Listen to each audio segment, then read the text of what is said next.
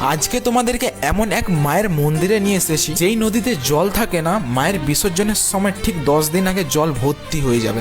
যতই নদী খালি থাকো না কেন, মায়ের বিসর্জনের ঠিক 10 দিন আগে থেকে নদী ভর্তি হয়ে যায়। নদী ভর্তি হয়ে যায়। হ্যাঁ, কিন্তু তার আগে দেখবে নদী খালি রয়েছে, বিসর্জনের ঠিক দেখবে 10 থেকে 15 দিনের মধ্যে নদী ভর্তি হয়ে যায়। মানে ঠাকুর কতদিন, এক বছর ছাড়া বিসর্জন হয় না, রয়ে যায় ঠাকুর? না 15 দিন, 15 দিন, একটু বেশি 15 দিন 1 মাস আচ্ছা, 15 দিন 1 মাস ছাড়াই মধ্যে বিসর্জন হয়। ঠিক আছে, আর কোথায় বিসর্জন হবে? এই নদীতে না, নদীতে নদীতেই মায়ের ওই মাটি শিলাপতি নদীতে বিসর্জন দেওয়া হয়।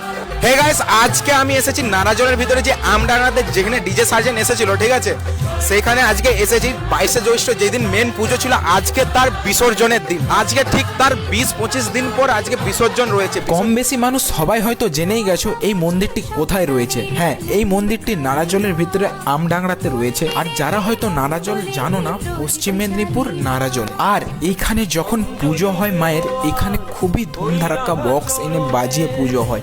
আর আজকে তার বিসর্জনের দিন। আর দেখো না, এখানে বিসর্জনের দিনও ধুমধারাক্কা বাজিয়ে বিসর্জন হচ্ছে। পুজোর দিনও যেমন হয়েছে, বিসর্জনের দিনও তেমনই হবে। এই মন্দিরে বিরাজমান রয়েছেন কালীমা এবং শীতলা মা, দুই মা।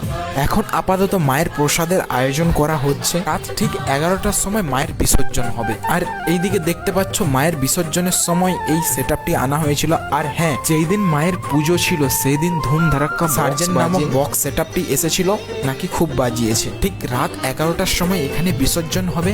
আর তো রাতে থাকতে পারবো না। চলো বাই বাই, টাটা। কেমন হয়েছে ভিডিওটা অবশ্যই কমেন্টে জানিয়ে দাও। আর কে কোথা দিয়ে ভিডিওটা দেখছো এটাও বলে দাও কমেন্টে। টাটা।